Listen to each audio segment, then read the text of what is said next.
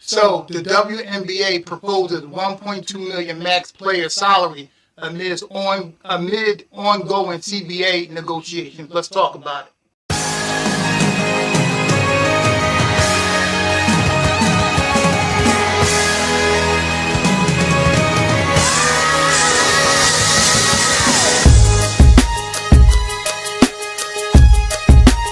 Don't ever underestimate the heart of a champion.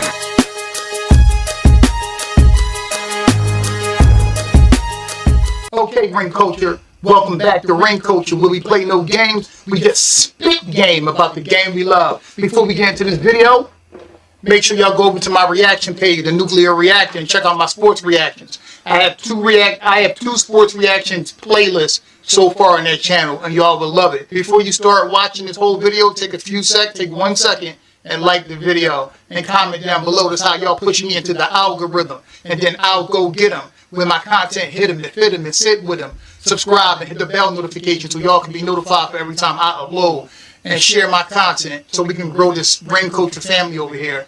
Okay, so let's get into this. The WNBA players, as you know, are at odds with the WNBA commissioner. Now, they have ongoing negotiations, and the offer was set on the table.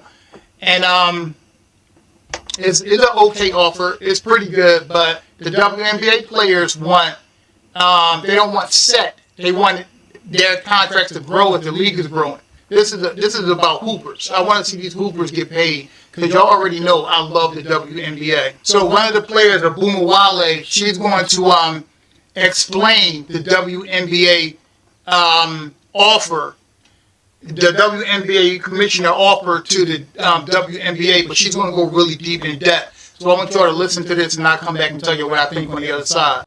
I'm sure you've noticed that now there is a lot of information coming out regarding the WNBA CBA negotiations. It can feel overwhelming to read all those articles. You can get confused. Everywhere I go, people are like, can you break this down? I got you. Most know that I served on the executive committee during the last CBA, and that my big sis is currently the president of the Players Association. But I wanted to make this video overall so everyone can understand the fundamental issues at play. Let's get started. What is a collective bargaining agreement? A CBA is basically a sports league's constitution. It governs how the league, teams, and players operate. So basically, no CBA, no games. Where are we now? Well, the WNBA and the Players Association just agreed to another extension that runs through January 9th as they continue to negotiate a new deal. And there are reports now about what both sides want. Most notably, the WNBA is offering a significant increase in salaries, and it's quite specific. If you add in all the player and team accomplishment bonuses, the new minimum salary would be $225K, the average $500K, and the max $1 million. But let's focus in on the max, because it's a good example of the WNBA's mathematical mindset for the years to come. It's important to note that $1 million for max players is considered base salary,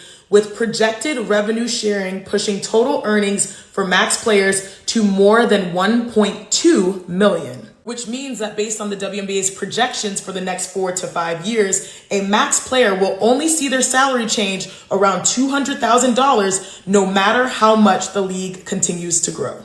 That range is quite fixed and familiar because it pretty much matches the 3% salary increase rate that is in the current agreement, and the players have pretty much likened it to inflation costs. Now the players, they want to break free of fixed salaries, and they'd rather have a model that is tied to the fair share of the revenue growth of the business. They no longer want a salary cap that in their view is chosen arbitrarily, grows at a fixed rate, and also has moving revenue targets.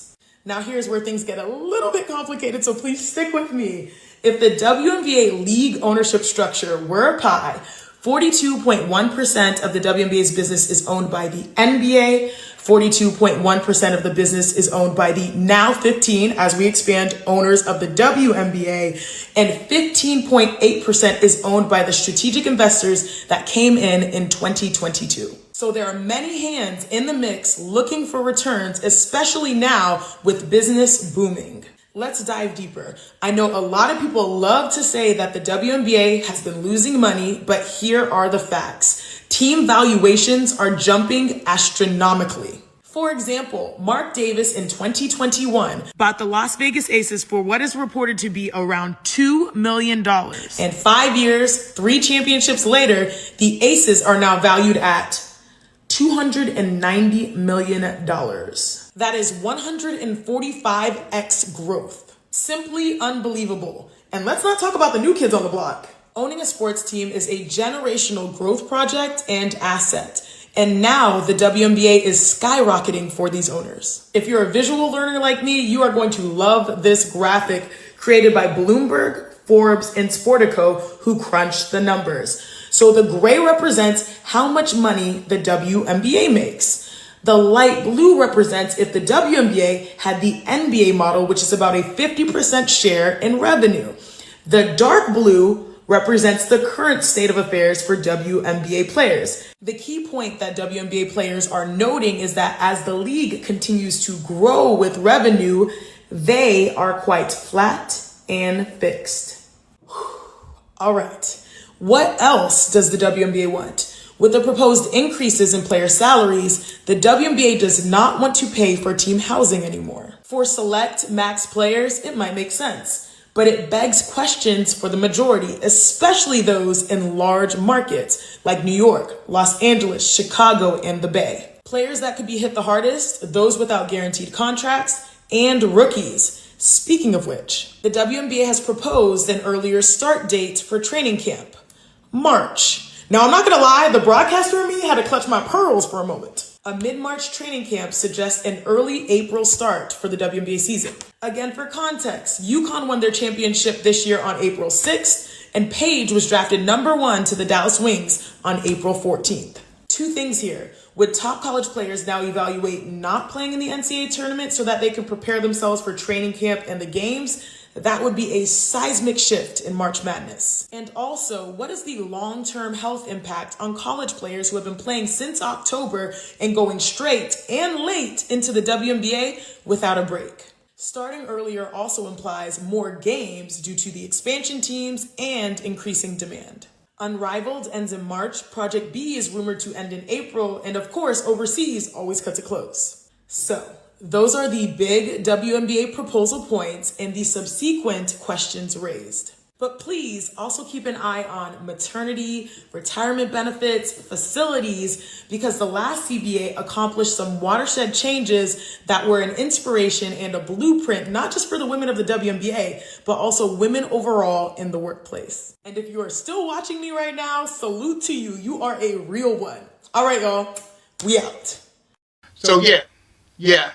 They don't necessarily just I'm thinking that the WNBA players got to look at the books and see how much the WNBA is growing, and it should grow because they play a pure, great brand of basketball. Y'all heard me say this before, that I love the WNBA more than the NBA right now because the NBA don't play pure basketball to me anymore, and the WNBA still does, and they're highly skilled. I think the NBA and the WNBA players are skilled.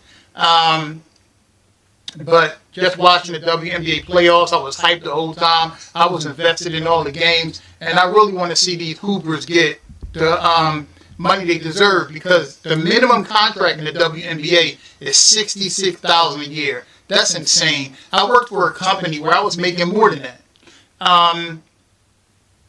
and also. Caitlin Clark, her rookie contract was $76,000 a year. That's insane. And also here in America, we're living with all this inflation when everything is up, and these hoopers are entertaining us. So I have no problem with them making more money as much as the league grows, increase their salary. And they're not asking for what the men get. They just want a share of the merchandise. For example, whenever WNBA jerseys are sold, that player will not get a piece of that. Let's say Angel Reese jersey is sold. She's not getting a cut of that jersey sale like the NBA players do. It's good that some of these girls have things outside of basketball, like Angel Reese sneakers have been flying off the shelf. You know what I'm saying? Endorsements outside of basketball, Asia Wilson, Paige Beckers, Caitlin Clark. So many of these players have commercial deals, sneaker deals, but that's not all of them. So we need to take care of the whole of the WNBA, because when the tide rises, everyone rises together.